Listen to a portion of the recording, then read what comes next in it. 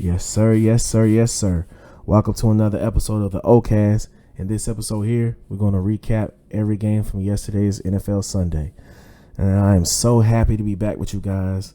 I missed week 2. I was slam-packed with work, but I've rearranged some things around in my life to make sure that I always have time to bring you all this content, because this right here is what's most important to me right now. This right here is definitely my passion. Not being able to make any content for you all was really made me very miserable, and I'm not going to let that happen again, you all. I love this with a passion. Right now, the time I'm filming this is 6 a.m, but hey, I had to recap every single game, look at all the stats, look at all the highlights, look at all the play-by-plays, and just so I can give you all my real honest opinion, so we can have some real NFL talk. And we, you know what? Let's just go get into it. I can't wait no more. Let's go and get into it. We're going to first talk about that Thursday night game between the New York Giants and the San Francisco 49ers. San Fran is looking like a complete football team. They are hitting on all cylinders. Brock Purdy is looking like he was destined for this. I mean, Mr. Irrelevant, nobody even need to talk about that more. That is irrelevant. He is balling. He has earned his place in this league. He is very comfortable in this Kyle Shanahan offense. And I don't want to hear any, hey, Kyle Shanahan, his offense. Anybody? Nah, everybody can't do that. Everybody cannot run that offense the way that he's running. That kid is completely in control. He is so comfortable. He doesn't seem like he's stressed out at any point during any of the games. He has great weapons around him. Debo, George, and C-Mac in the backfield. Debo Samuel runs like I haven't seen a wide receiver run with that type of physicality since Brandon Marshall. Like, corners and DBs and safeties and whatnot, they do not want to tackle this guy, and you saw that in that game. And George Kittle is the same way. He's not too far behind Travis Kelce. He's really not. Everybody needs to give George Kittle his respect. He's just not as cool and flashy. He ain't really got the swag like Travis. But the major key that keeps that ship moving, though, is C-Mac. Definitely. Christian McCaffrey is definitely a top 3 running back in this league. Some may say he is the best. And he keep on. I might be one of those people as well. He's balling. I think that he's happy that he gets to start the season now with San Fran, because, last season he was traded in the middle of the season. So I think that he's really looking to make a statement to stay healthy all year and to really make a run at the Super Bowl. And, because honestly, the 49ers need to go for it. Right now, Brock Purdy is making pens on a dollar? Probably $800,000? That's not a lot, and he's balling. So this is the time when they need to be trying to win this Super Bowl, because when they have to start paying Brock Purdy a big check, which is going to come up, that's going to hinder them from building the other pieces and re-signing pieces that are doing well. That's the key in the NFL. That's the way to success, unfortunately, is to find 1, 2, 3, maybe 4 key superstars. If you're lucky, you can get 3 on offense, 3 on defense, or 2 on offense, or 1 on defense, whatever your team is going to emphasize more.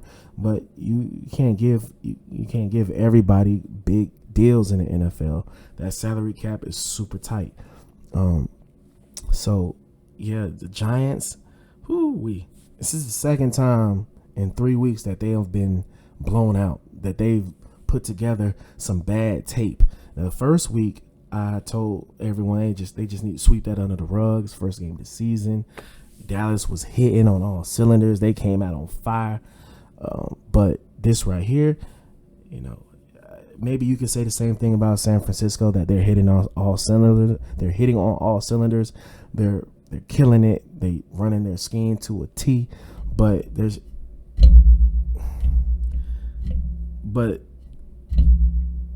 that offense is really killing them.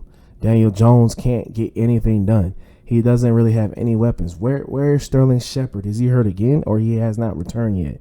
And Darren Waller, I know he's trying. It's not like he's not targeting Darren Waller, but they're not connecting smoothly. I mean, that offense has to do better. They were only on the field for 20 minutes and 50 seconds compared to San Fran, who was on the field for 39 minutes and 10 seconds. The defense got tired. They just got tired. I mean, the Giants were 3 for 12 on third down conversions. They got to give that defense some support because that defense is actually nice. That defense is actually decent. They got some dogs on there.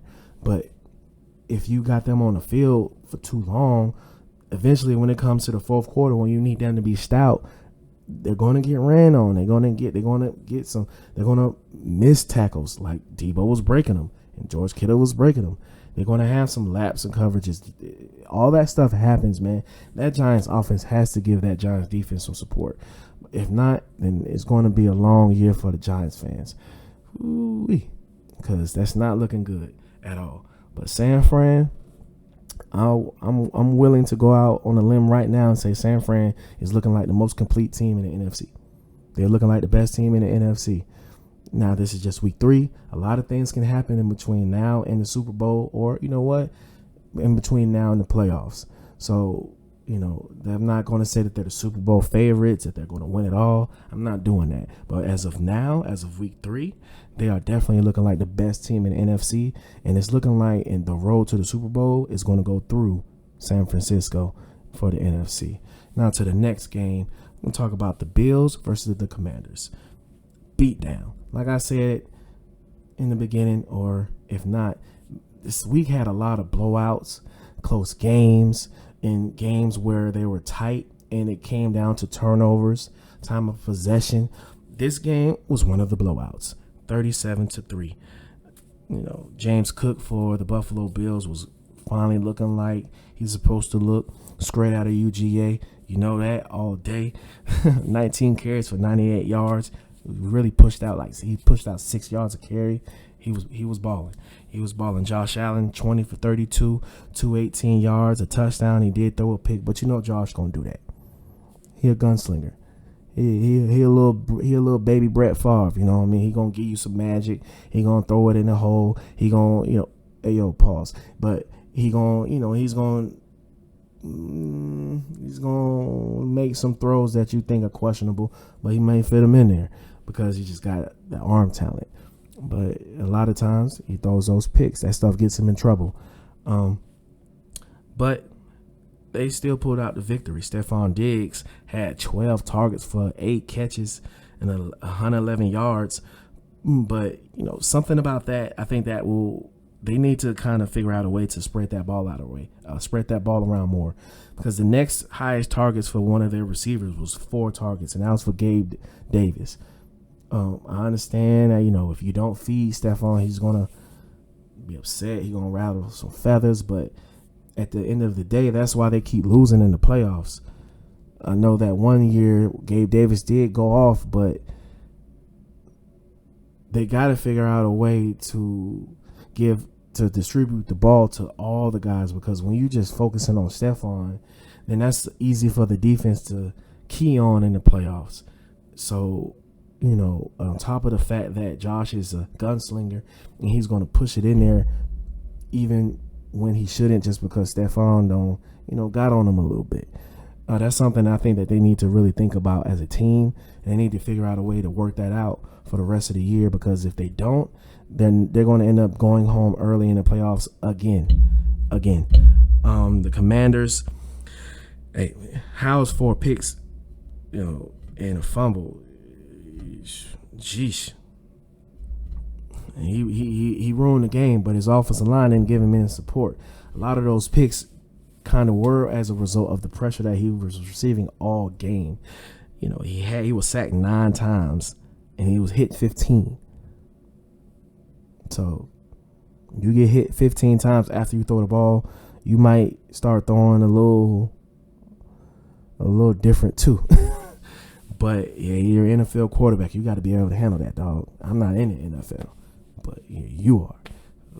So is your offensive line. They look awful. It was almost looking like Colorado's line against Oregon. But I digress. But hey, that was a blowout. I'm not going to spend too much time on these blowouts, because usually it's, you know, blowouts aren't very common in the NFL.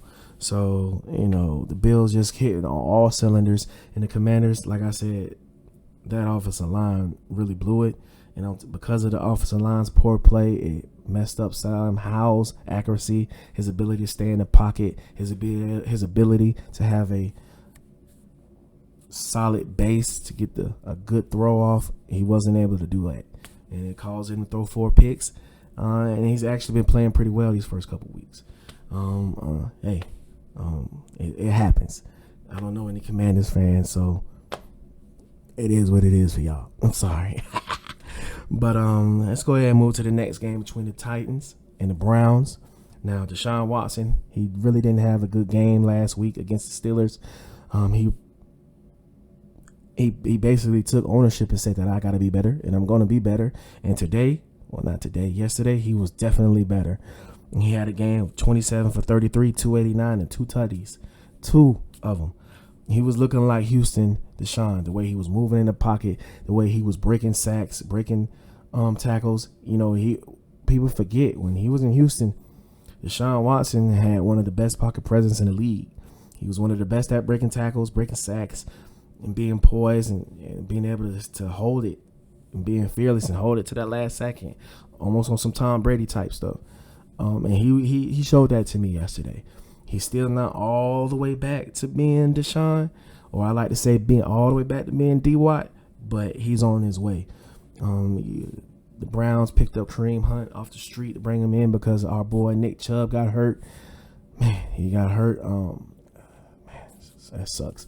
He got hurt, but they still stuck true to their identity. Instead of feeding it just to Nick Chubb, they spread the ball around to a couple different running backs. Total 31 rushes. They didn't get a lot of production as far as the yards, but it's always key. It's always important. You got to stay with it. You got to stay committed to making the defense respect the fact that you will run it. And if you don't defend it, we will break one. You have to be committed to making the defense respect your run game. Even if it's not really hitting like that, you have to make them respect it at least. It's not going to be good for you if you just having your quarterback drop back every single play. One, it's making your offensive line tired, and then 2, it's just more opportunities for your quarterback to make a mistake and put the ball into the other team's hands. If not everybody is Aaron Rodgers or Tom Brady. That was the only 2 quarterbacks, or Peyton Manning. Those are the only 2 quarterbacks that I would feel comfortable throwing the ball with a buku amount of times, because I know they're going to make the right decision. But those are a dime a dozen. I wouldn't even trust Pat Mahomes to do that. So kudos to the Browns for being true to their identity and sticking with it. Myles Garrett went loco. He went loco. Bro had 3.5 sacks, 3 tackles for a loss, and he got 5 QB hits. Killing it. And, he doesn't get the same talk as TJ Watt and Nick Bosa, and I know why, because of him, almost smashing Mason Rudolph head in with his helmet a couple of years ago. The media probably never really going to forgive him for that, but he's still balling out, and at the end of the day, that's all that matters. As long as he keep balling, he keep doing what he's doing, the Browns going to keep paying him, and he going to have a place in the league. But he just won't necessarily get the praise and the accolades that these other guys are getting, because even though he's just as good, maybe even better, Now, the Titans, I just feel like they're not committing to the run game enough. They're not feeding Derrick Henry like they need to. I don't understand why they're behaving this way. Because that is what had them in the AFC Championship game not too long ago, and being or beating Tom Brady in the playoffs in his last playoff game in Foxborough, because you pounded.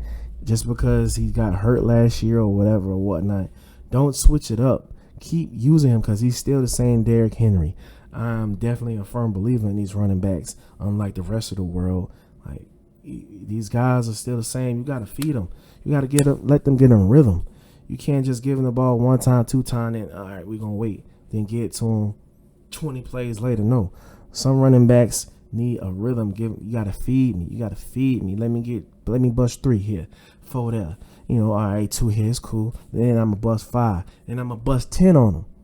Then all right, go back down to 5, 4. Then I'm gonna hit a 25 on them, and I'm gonna just keep working on them because I'm a big boy, and I'm gonna keep running from north and south. You just gotta commit to it, and they're not committing to D. They're not committed to Derrick Henry, who's arguably one of the greatest running backs of all time. And I said it and I stand on it. He's definitely the greatest high school running back of all time. Check the stats. But hey, the Browns really dominated that time of possession, man. They really did. They ran almost double the amount of plays, 67 to 45, and they almost doubled the time of possession for 38 minutes compared to Tennessee's 21. Recipe for success. 2 for 12 on third down for Tennessee. They only had 6 first downs the entire game, and one of those were because of a flag. Yeah, you're not going to win any football game playing like that at all. I don't know what they're going to do with that quarterback situation because they just drafted a rookie quarterback 2 years in a row, but they're still playing Ryan Tannehill. Somebody help me make that make sense. What they doing? But hey, happy for Deshaun Watson. Got a really good win. He looked really good, and it's good for the Browns team moving forward. Now to the next game with my third favorite player, Lamar Jackson. He lost a tough one today. He really did. It was a very close game. It was very evenly matched. Almost every single category was neck and neck. First downs, Indy had 19 and Baltimore had 20. Total yards, Indy had 327 and then Baltimore had 364. Passing 188 Indy, passing 178 Baltimore. 139 rushing for Indy, 186 rushing for Baltimore. Same stats. But it came down to the fact that Lamar missed some very key throws in the clutch that he did not make. And he made some poor decisions in the key moments of the game that caused them to be out of position. Say, for instance, at the end of the game when they had a chance to win it with the field goal. Yeah, Justin Tucker did miss it, and I was baffled by that. I wasn't expecting him to miss that. Justin Tucker is the best kicker in the league. Best kicker I've ever seen. That was very shocking, but it shouldn't have even had been that long of a field goal because maybe 2 or 3 plays before that, Lamar took an unnecessary sack and he should have known better not to allow it to happen. You got to throw that ball away or run and make something happen. You capable of doing it. I think that a little bit of Lamar, he's trying to stay in the pocket a lot more than he has ever done. And I don't think that he's quite super duper comfortable as far as throwing in that crowded space yet. He's not horrible, but it's just not his strong suit. But I think with the more of him using it, the more reps he has in his new offense, he'll get it together. He got back to running. He had 101 yards rushing. I love that because he needs to continue to do what he does. But Gardner Minshew played. He wasn't spectacular, but he did not lose them the game. He's a dog.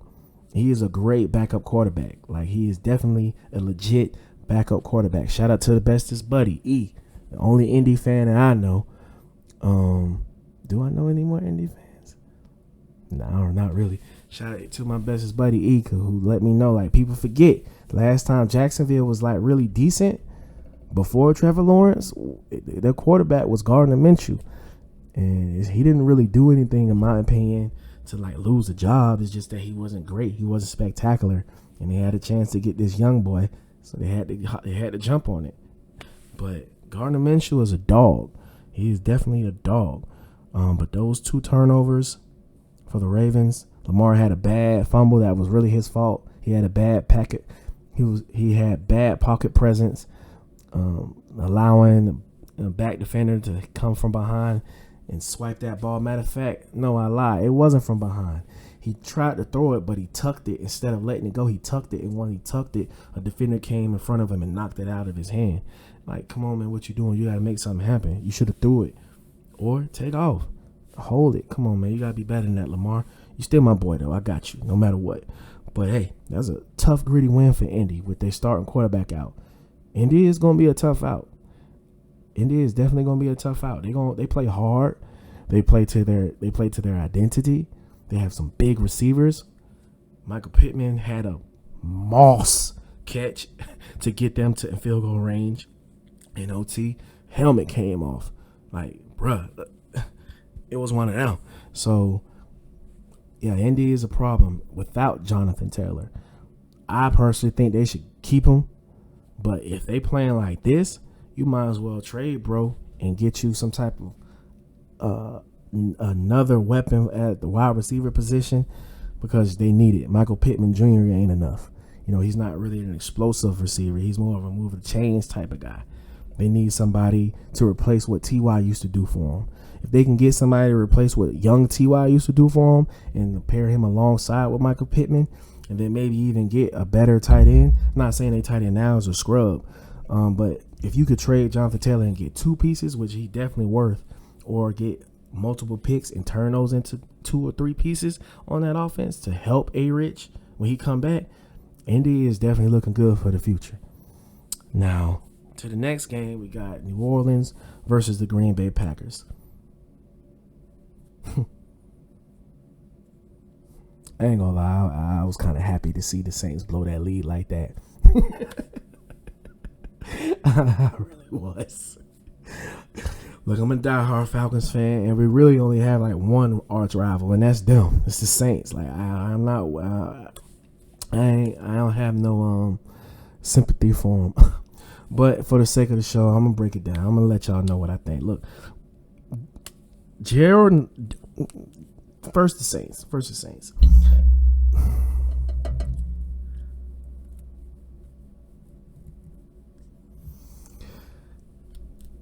They were up 17-0 majority of the game, but you got to look deep into that.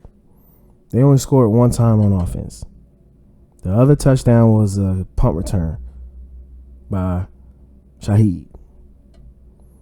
Derek Carr was getting harassed a lot in the pocket.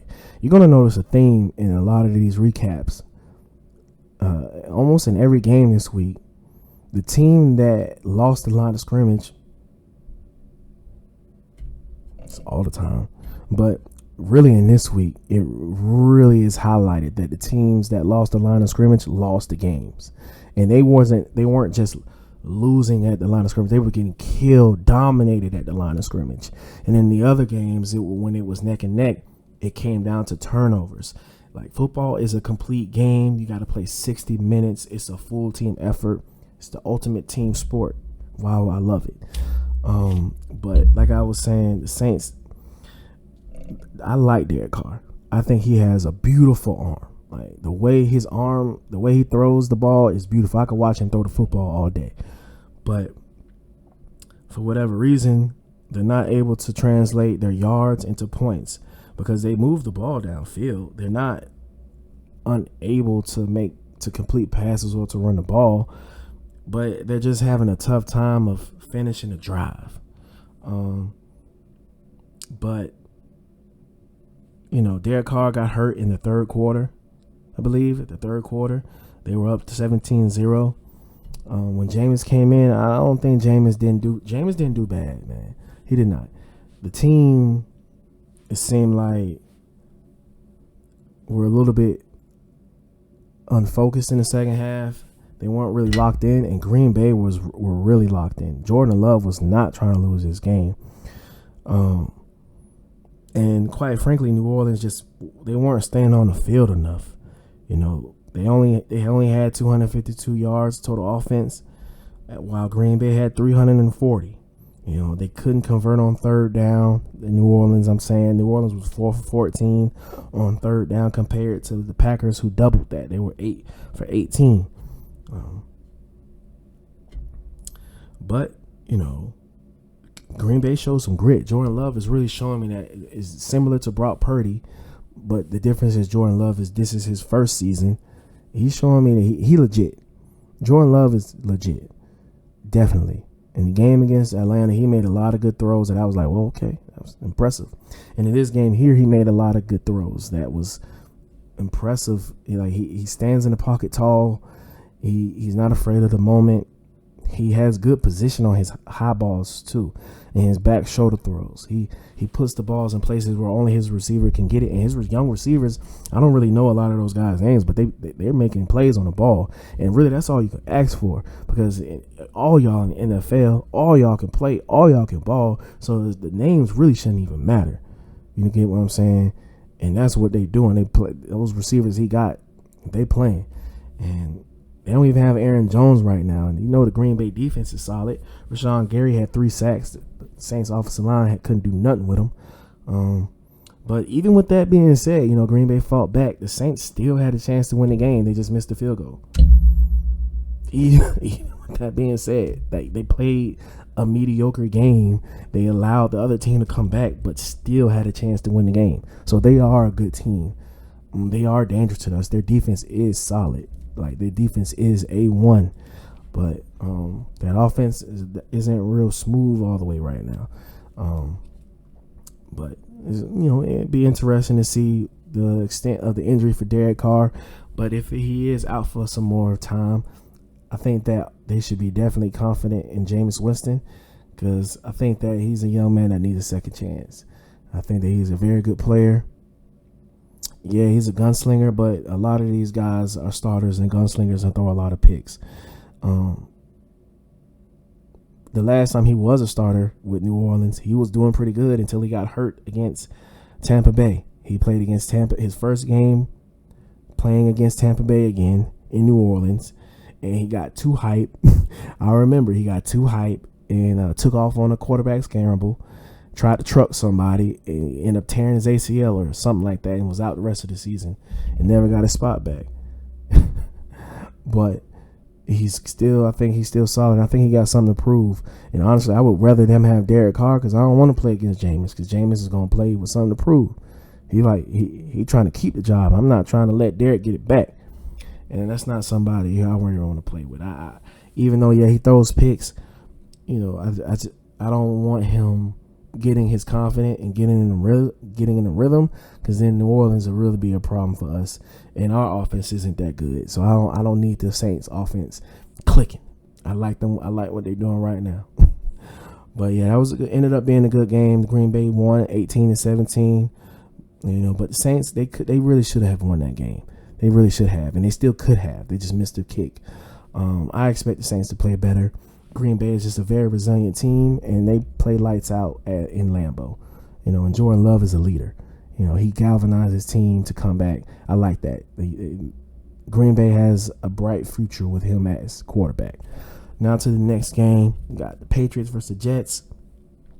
What the Jets? What? They do realize that Aaron Rodgers got hurt in the first game, right? Because in these past 2 games, they have Zach Wilson passing way too much. I mean, I guess I'm thinking maybe they really were looking forward to being a pass-heavy offense or something, because they had Aaron Rodgers, but he's not playing. Zach Wilson has no business throwing the ball 36 times. None. When you have Dalvin Cook and Breece Hall in the backfield. That just makes no sense to me. Between the both of them, you only had 22 carries, 38 yards. They weren't being productive yet, but they are still your bell cows. That's how you would win it. The game was still close enough for you to stay committed to the run and bank on one of those guys hitting the home run, which one of them most likely would have. Both of them. Dalvin is still that dude from FSU, number 4, even though he's rocking the 3-3 now. And Breece Hall is definitely a problem. Breece Hall is that boy. If he didn't get hurt last year, he would have won Offensive Rookie of the Year. But yeah, he was 18 for 36 for 157 yards. And I'm not finna. The media is going to kill him. They're going to say, hey, he shouldn't be the quarterback. The Jets need to hire somebody, find somebody to trade for Kirk Cousins. Nah, man, y'all need to have a better game plan for this young man. Y'all need to understand what his strengths are and to highlight those and to do that more instead of trying to force him to do what he's not that good at. It's no different, you know what I mean? Like, he's not Aaron Rodgers. He's not. It makes no sense. New England, and they pound that thing. They know that Mac Jones ain't that guy like that. They ran it 40 times, and Zeke actually almost had a buck. I think he finished with about 88 something around that range. I'm talking about Zeke. Zeke ain't got the wheels like that no more, but he was pounding it and pounding it and pounding it and pounding it. You got to keep doing that. You have to stay committed to the run game. I'm telling you, you stay committed to the run game. I'm talking to y'all like y'all the coaches. Like, y'all could call them up and say, hey, you should run the ball. But you got to run the ball. You got to run the ball. You got to stay committed to it. You have to. It just makes no excuses. I mean, also on top of that, New York was 2 for 14 on third down. That's not going to cut it. It's not going to cut it. 171 yards total offense. That's not going to cut it. 2 yards. Well, I'll round it up. 2.8. I'll round it up 3 yards a play the whole game. Yo, that's not cool. That's not cool. That's not okay. But that New York Jets defense has to do better. They got a Quinnen Williams and the Hard Knocks. You were saying that you want to be that type of guy like Aaron Donald, Chris Jones, meaning Super Bowl winning defensive player, game changer, almost an MVP candidate type. But you're not doing that right now. This is your chance to shine, Q, or Big Q, because I know your brother's a Q too, but Big Q. It's your chance. It's your time. And you're not making game-winning plays or game-altering plays right now. You're not. Sauce, same thing, man. Y'all got to make – y'all are great enough players on the defensive side of the ball to realize, hey, our offense, they not like that right now. They not. Yeah, y'all got pieces, but the quarterback, he ain't like that. And obviously y'all offensive coordinator and head coach aren't coming up with a good scheme to make Zach Wilson look better or to help him at least.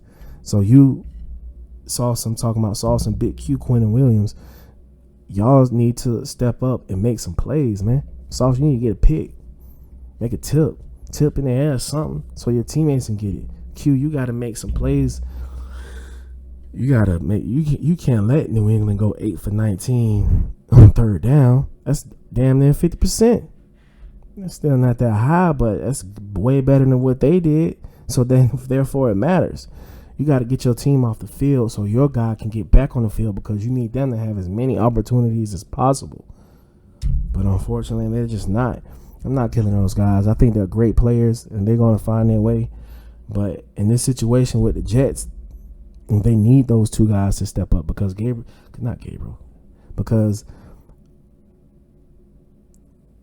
Garrett Wilson, he can't throw himself the ball, and Breece Hall and Dalvin Cook can't call the run plays for them.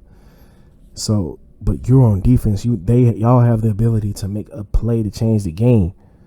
Give them the ball back an extra 2 times, maybe 3. Y'all gotta make that happen. Your team need it because you're not good enough to do that to win without y'all doing that. Obviously, y'all lost to the New England Patriots 15-10, and New England.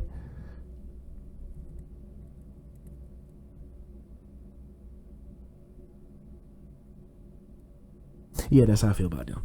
Okay, so next to the Texans and the Jaguars. Now the Jaguars.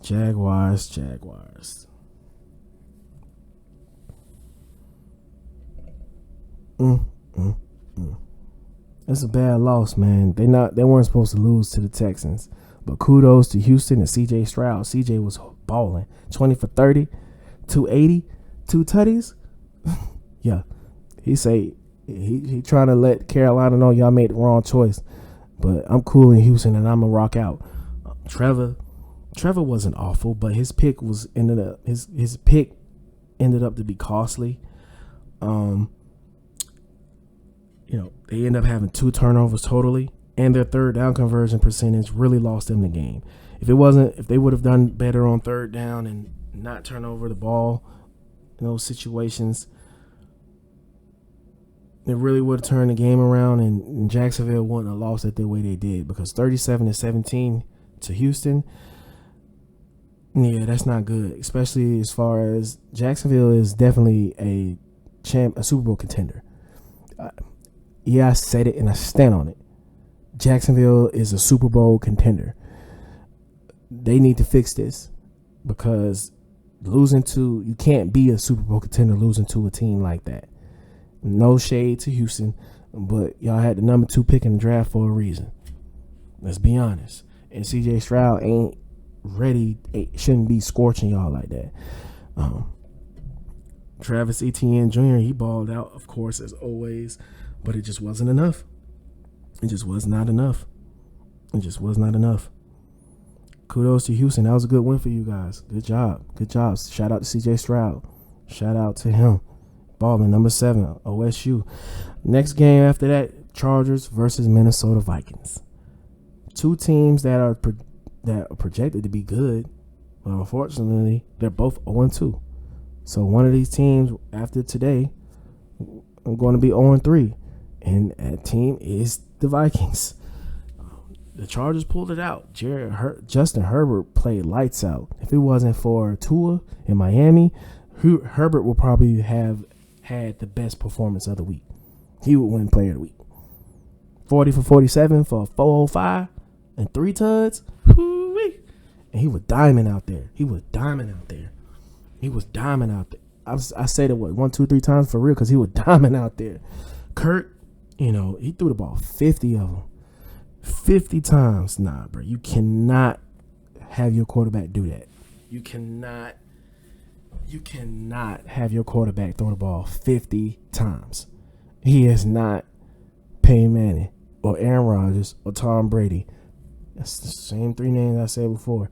Those are the only guys that you should be allowing that much trust in giving them the ball that much. Because, like I said, you're hurting your offensive line, first of all. You're doing them a disservice. And then your quarterback is just too much. You're stopping the clock. So if you don't convert, you're giving the other team more time to work against you and to make your offense stay off the field and keep your defense on the field. You get what I'm saying? It's just not smart. They're NFL coaches. If I know this, I understand why they don't know this. But LA only ran the ball 15 times for 30 yards, but Minnesota didn't take advantage of that. They allowed Justin Herbert to drop back all those 47 times and to kill them like that and only have 7 incompletions. Sounds like I need to add Justin Herbert to the list of names that I just said. But no, I don't. Minnesota just played really bad. Chargers had 4 sacks, 7 tackles for a loss. They hit Kurt 13 times. They really was putting a hurting on Kurt. Keenan was killing him. Keenan had 18 for 215 and a 50-yard touchdown pass. The only other player in NFL history to do that is Jerry Rice. Talk about good company. Yeah, LA finally put a good game together, and I'm proud of them. Because last week I did call them the AFC version of the Dallas Cowboys. They always seem to blow it. But I ain't going to kill them while they high right now. Good win for LA Chargers, man. They deserve that. They need that. They should be winning more often. They stacked across the board. They're a really good team. And Justin Herbert finally put a complete game together. The Chargers won that game 28-24. Now to the game that everybody is probably reeling about. Miami versus Denver.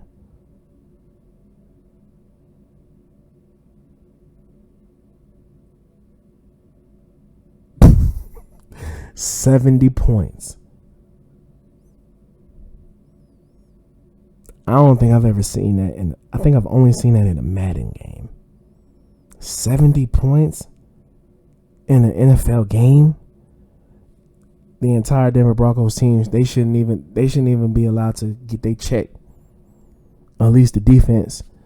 Because I mean Russell ain't played bad. Russell was 23 for 38, 306 yards. Cortland Sutton had 2 bad fumbles in scoring position, but that's still their best receiver. But those 3 turnovers killed them. And they couldn't get they had 0 sacks on Tua. They was just, man, Denver's trash. But Miami? You want to talk about building a team around your quarterback's strengths? Like, they're doing it perfectly. No, he doesn't have a strong arm. He's not big. He's not super big. They're not running him. They know that his strength is timing and accuracy. Get him speedsters and run slants, quick flats, jet sweeps. Give him some fast backs who he can give it to when he's in trouble. And then take shots downfield as you're working them to move up, because now they got to defend these short, quick passes. And even though he doesn't have a strong arm, because he's so smart and he has great timing, he can drop those deep balls right in the bucket for Tyreek and the rest of those guys. They scored 70 points. Jalen Waddle didn't even play. But I also didn't know that they had Robbie Chosen. If you don't know who Robbie Chosen is, he was formerly known as Robbie Anderson. He just changed his name, but he's a speedster. Always been a speedster. And then on top of that, they got Raheem Mostert. And then they got a rookie out of Texas A&M, Acne. I think number 28. I'm just saying number 28. I don't want to mess up your name, brother. But number 28, there's the 2 fastest running backs in the NFL. Go check it. I wouldn't be surprised if every person on there, every skill position player on Miami team ran at least a 4.4 in the 40. At least. And that's probably slow ones. Like, they followed the template of what made him successful in college, and they duplicated it. Kudos, hands down. They deserve to win. They're doing it. They wasn't really running up the score. When I first saw the score while I was watching the Falcons game, I'm like, dang, bro, like, bro, that's messed up, bro. I might be wanting to fight after that. But no, they were running it. They were running and just throwing it to their running backs. And their running backs was just taking it all the way. Their rookie running back I was talking about, number 28, he had 18 carries for 203 and 2 touchdowns, but he also had 4 catches for 30 yards and 2 touchdown catches. 4 total touchdowns. One man. And the other running back, Raheem Mostert, he had 3 rushing touchdowns, 82 yards on the ground, 13 carries, but he had 7 catches for 60 yards and another catch a touchdown. Both of your running backs have 4 total touchdowns. And then on top of that, 2 through 4 on his own. Bruh.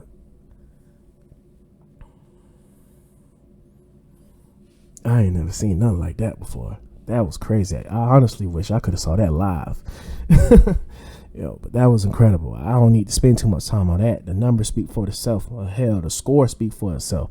Miami put that thing on them. Pause.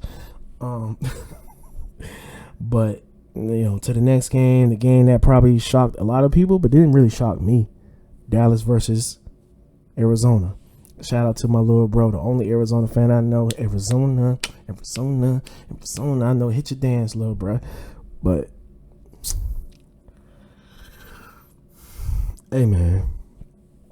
Look, let me talk about Arizona first. Arizona, that defense real. They fly to the ball. Levin hats to the ball. They didn't even have Buda Baker. They aggressive, fast, and they young, and they disciplined, and they got headhunters. The Arizona defense for real. Now their offense ain't too great, but what their offense does do is what I've been saying and preaching, and that I'm going to always preach, is build a game plan that highlights the strengths of your quarterback and hide his weaknesses. Joshua Dobbs was 17 for 21 for $189. Now that's not incredible. Nah, that ain't really nothing. But for him, that's a good game. He managed the game, and on top of that, they ran the hell out of the ball. Arizona had 222 yards rushing, Now that's committing to the run. That's knowing your strengths and sticking to it and not allowing the other team to get you off of your game plan. They jumped on them early, and I don't think Dallas is a team that's set up for a comeback. They're set up to take big leads and to unleash Mika on you to pass rush every play. That's what Dallas is set up for. And for Mika to unleash, to be able to rush every play. And then because now Mika is reaping havoc in your backfield, now your quarterback is rushing to throw the ball, and that's how Trayvon get his picks. Trayvon, he gone. But a DB shouldn't cause them to lose to an inferior team this way. It shouldn't. However, the Dallas Cowboys is a unique situation. America's team. Everything, every game, every moment for them is magnified times 100. Every game is basically their Super Bowl. If they win it, oh man, they great. They the best team. They the best thing since sliced bread. But how about them Cowboys? But when they lose a game, I think that we just need to get rid of Dak. I don't like Dak. I don't know. Bro, it's just one game. It's just one game. But unfortunately for Dallas, it ain't just one game. And honestly, this isn't going to stop. All the foolishness that comes with being a Dallas Cowboy is also, and which makes them America's team and makes them so popular, and why all those players can benefit the most from being a Cowboy. But it's also a reason why they ain't going to win no championship, because they got to deal with too much other stuff, and they can't deal with it as a team. It's not like basketball, like the Lakers or whatever. Like it's just 11 players on a team, and in basketball, it kind of really come down to if you got the best player on the floor anyway. So, but in football, if your team can't stay focused, if they keep getting distracted, if they let what the media does and says and creep into their minds and creep into the continuity of the team, and that's all bad. And that's exactly what's going to happen. Jerry Jones is going to say something out of pocket this week. Skip is going to say something out of pocket. The fans are probably going to jump if they already aren't doing it now. They're jumping on Dak and blaming Dak. That's going to mess up his confidence. When every quarterback throws interceptions, and in that end of the game pick, he was trying to make a play to win.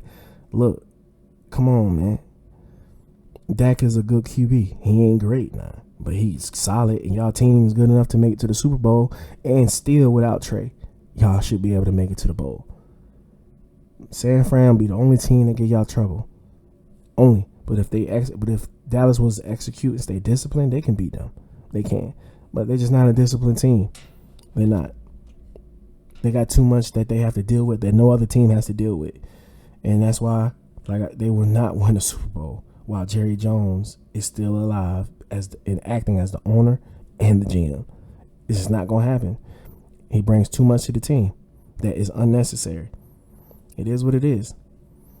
But yeah, Dallas lost that game 28-16 to Arizona. It's an ugly loss, man. I think that they should be able to bounce back, but I know that they won't. Now to the next game.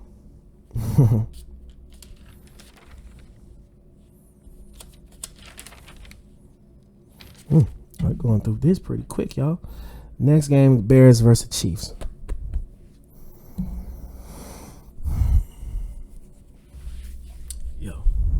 Yeah, the Chiefs. Patrick Mahomes, he good. Yeah. He 24 for 33, 272 yards, 3 touchdowns. Pacheco and Edwards-Helaire both ran the ball good. They combined for 153 yards, 2 touchdowns. Kelsey had 7 catches. He gonna do his thing. He had Taylor Swift in the stands. I don't want to talk about the Bears. Nah, I want to talk about my boy, Justin. Get my boy up out of there.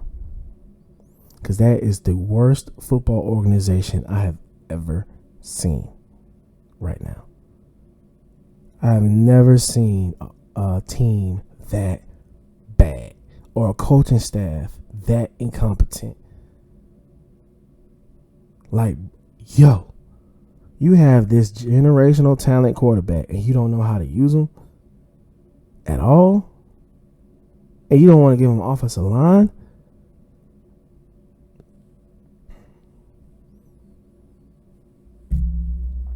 My boy almost got a concussion today. Like, get out of there, man. Please trade my boy.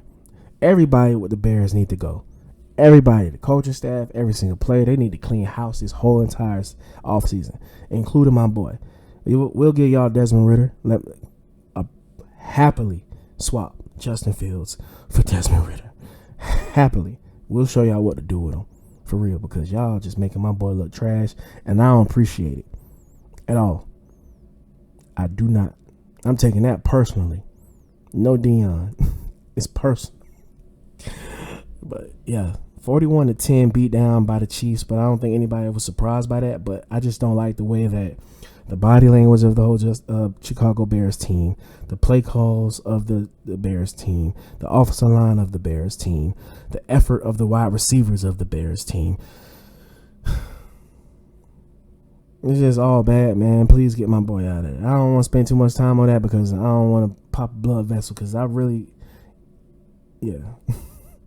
Yeah. All right. Next game, Seattle versus Carolina. Number 1 pick in the draft, Bryce Young. Unfortunately, he's already hurt. He did not play. Ankle injury. I personally don't think that this is something that is going to be, honestly, it is possible. Because Kyler is this kind of around the same size, and he's constantly hurt. So, unfortunately, this might be a tell sign about how Bryce Young is going to end up being. Unless he can find some type of way to figure out how to keep his body healthy as far as absorbing the hits and the punishment because he is frail. But he doesn't need to be putting on too much muscle because he's not used to that. Because if you put on too much muscle and you ain't used to that, that's going to hinder your athleticism and your ability to play. You know what I mean?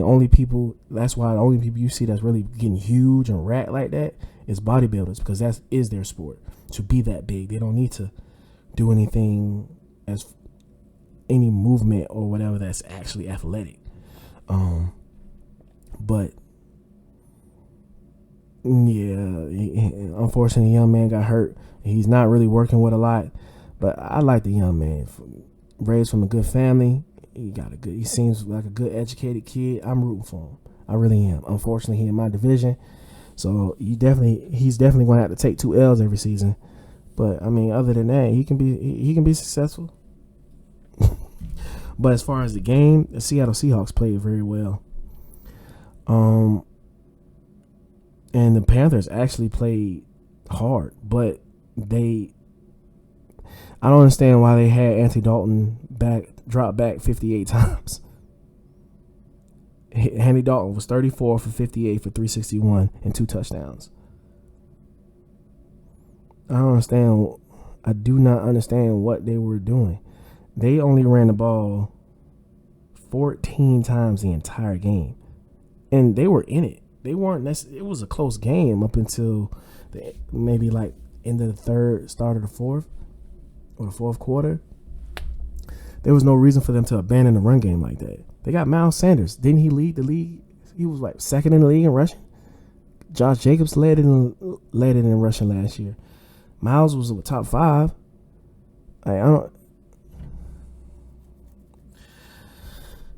As you can see, I get real sensitive about these running backs and this running game because they need to stop disrespecting my former position. I really don't like that at all.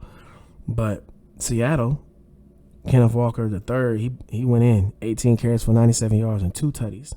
And Geno, he added his thing, 23 for 36, not too shabby, not too bad, not too great, 296 for 1 touchdown and 1 pick. In my opinion, the fact that Carolina abandoned the run, which caused them and they passed it 58 times, all those incompletions, 34 for 58, that's a lot of incompletions.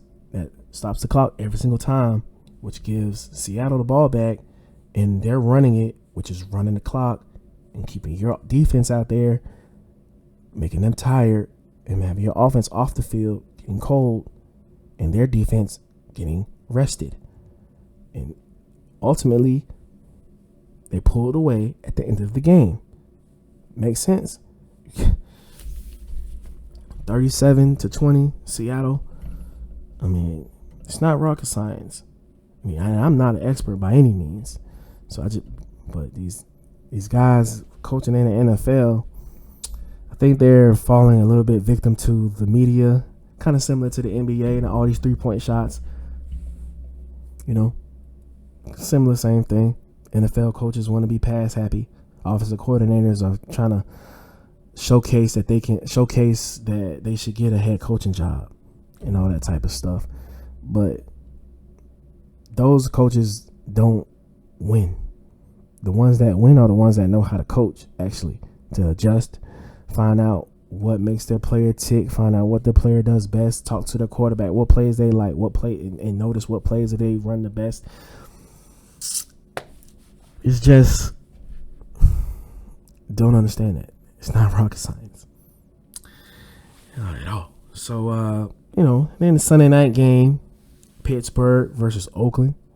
Whoa, I said Oakland. Yeah. Pittsburgh versus Vegas, but it was seeming more like Pittsburgh or Vegas. It's about 40-60 in there.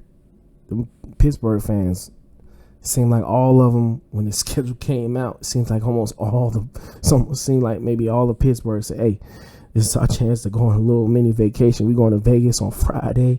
We're going to go crazy. We're going to gamble. We're going to turn up, and then we're going to cap it off on Sunday night with our boys beating the Raiders. And that's exactly what happened. Jimmy G, he lost him the game with 3 picks. He did. He lost him the game.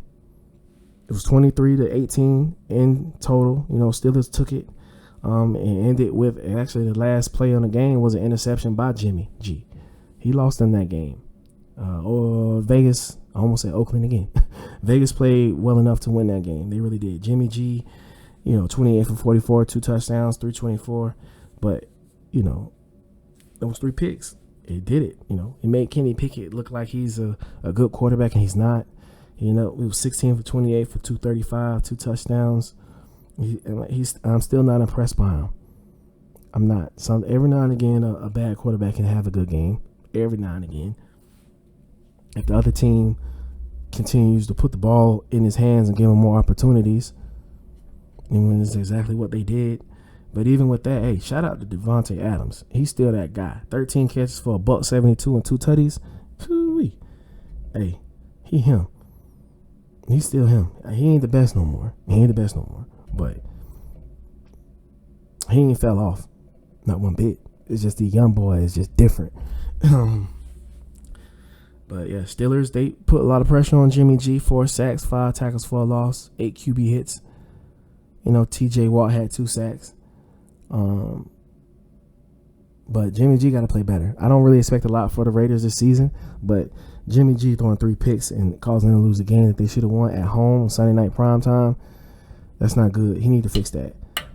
Especially when you got all those Pittsburgh fans in your arena, like y'all on 3rd down and it's loud like y'all on the road. That's got to be that has to make you feel some type of way. Got to. It just has to. Then last game I'm gonna talk about, it's my Falcons. Still gonna rep them all the time. Because honestly, our defense is nice. Our defense is great. Because Jared Goff hasn't thrown a pick in a lot of games and a lot of throws. But you know who picked him off? Jesse Bates III. That boy is a problem. And but Jared Goff, 22 for 33, 243 yards passing, 1 touchdown. Jamar Gibbs, he played very well. 17 carries for 80 yards. But one thing I noticed about the Lions, they need to fix that. It's going to be an interesting game Thursday night with them in Green Bay. He only threw the ball to 4 targets. 4. 3 receivers and one to the running back. He only threw it like he got to spread that around a little bit more. Amon-Ra, he's that dude, but like I said, when you target only one person, but in this situation, only 2 people, it's easy for a defense to key in on that. And then not only that, but those other players, they're not getting any touches, any reps, any repetition, any rhythm for when that happens, that your main guys are being shut down and they need to step up, then they might not be able to do that because they haven't really been even given any really like touches, been able to get any type of rhythm through the whole season because you're only throwing at the three guys. Come on, man. But hey, they won the game. Really, their defensive line and their O-line won the game. Not their O-line, their defensive line won the game. They had 7 sacks, 11 tackles for a loss, 8 QB hits. And, Desmond Ridder is not an accurate passer. He missed a lot of key throws. We still could have won the game if he could be accurate. But he can't. He needs a very clean pocket. He needs to have a very solid base. Everything needs to go smoothly for him. And even then, he might miss the deep ball. But I appreciate the fact that we targeted Kyle Pitts the most. I really do, because he needs to be our number one targeted receiver. Drake got targeted, I believe, just one less or maybe 2 less. I like that. We got to figure out a way to get those 2 guys the ball. But the major blow, I think we lost because we couldn't protect. Our O-line lost the game. But on top of that, we couldn't run the ball.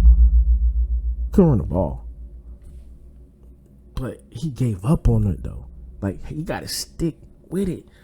Our O-line struggling, so why would you continuously call all these pass plays? Every game, Ridder's pass attempts keep going up and up and up when they need to be going down or staying the same as they was in week 1. We need to give Bijan the ball 15 times on the ground, probably give him like 5 catches, maybe give the boy 20 carries, and give Algier, give him another 15. We need to play like Arizona because Ridder is not that much better than Dobbs. He's just not. We need to be playing with the scheme and the game plan of Arizona. We're going to run the ball, hit you with these short passes. We're not going to ask our quarterback to do anything too crazy because he can't do it. And we're going to rely on our defense because I think our defense is great right now, except for the pass rush. Again, 0 sacks. Come on, man. My team, but fortunately, our division's weak. The only teams we really got to worry about is Tampa, cause New Orleans. Yeah, we got to worry about them because of the defense and it's a rivalry game. Yeah. But yeah, we got to do better, man. We need to be a running team first. Bijan should never have only 10 carries in a game this season ever again, ever, unless we get down 21-0 in the first quarter. Man, we need to be giving him that ball. Continuously give him opportunities because he's going to break one. That boy's special. And Algier, hey, he nice. I like Buddy. I think they are a great combination. But he only had 7 touches. Like, nah, we're not going to win like that. Ever. If we don't give both of our running backs at least 15 touches apiece, we're not going to win. We're not going to win. We got to give both of them 15 carries. I know he tries to be creative and use Bijan and out of the backfield as a receiver. Well, he's capable, but he needs just don't be too cute, because being too cute is a lot of times is going to lead to turnovers or lead to, bad things. Keep it simple, man. You ain't always got to do too much. Turn around, handle the ball, and let him do his thing. We don't have Cole Patterson right now. When he come back, then you need to incorporate him. Like, we got pieces. We don't have the quarterback. And it's a real sticky situation to be in because we're not going to be finished low enough to have a high pick to get a new quarterback. But we're not going to win the Super Bowl. We'll be happy if we make the playoffs. And we're most likely, if we make the playoffs, we'll lose the first round. Because if we play somebody, it'll most likely be Dallas or Philly, because both of them are going to the playoffs and they're in the same division. And if we make the playoffs, we'll most likely be the 4th seed because we'll probably have the worst record out of all the division winners. So we'll have the 4 and 5 matchup, and the 5th seed would be Dallas or Philly because they will probably be have the best record out of the 3 wild card slots. And yeah, we'll probably lose one of them in the playoffs. But hey, that's just me being, honest. I'm not one of those fans. I'm not a Dallas Cowboy fan. I'm not finna sit here and say, hey, we going to Super Bowl if we not looking like we going to Super Bowl. I'm not trying to do that. I've had my heart broken in the Super Bowl by my boys. I let my emotions get the best of me before it was all said and done before with my boys. And I will not let that happen again. Shh. Don't say it. I don't want to hear it. Do not say it. Just know that I know, and I'm still dealing with it. And a lot of us Falcons fans are still dealing with it. But anyway, that's it, man. That was a lot of games. Like I said, it was a really good Sunday of NFL football. And like I said, you notice the pattern. It was a lot of close games, and the games that were close, it came down to running the ball. The teams that committed to running it, they were able to come back into games. The ones that stay committed to smashing it, the ones that stay committed to it, that don't go too far away from it, they always have a chance to come back into the game. And the teams that pass it too much, they don't win, except for the Chargers situation. But he was playing lights out. He only had 7 incompletions with those 47 passes. That's the outlier. If he balling like that, then hey, drop back and let him do his thing. But we know that if Austin Eckler was playing, then they wouldn't have thrown the ball that much. But yeah, like it was a really good Sunday. Not for me as a Falcons fan and a Justin Fields fan, but for everybody else, especially if you was a Dolphins fan, you had a wonderful Sunday. And I had a wonderful time sitting here talking this football with y'all. I love this. Like I say, I will never miss another show for you guys. I will not. This is it. I got to do this. It's in me, not on me. You feel me? Thank you for tuning in to another episode of the OCast. This was week 3 reaction of the NFL Sunday. Tomorrow, we're going to hit those Monday night games. We got a double header. Can't wait to talk about those. Be easy, y'all. Enjoy y'all Monday.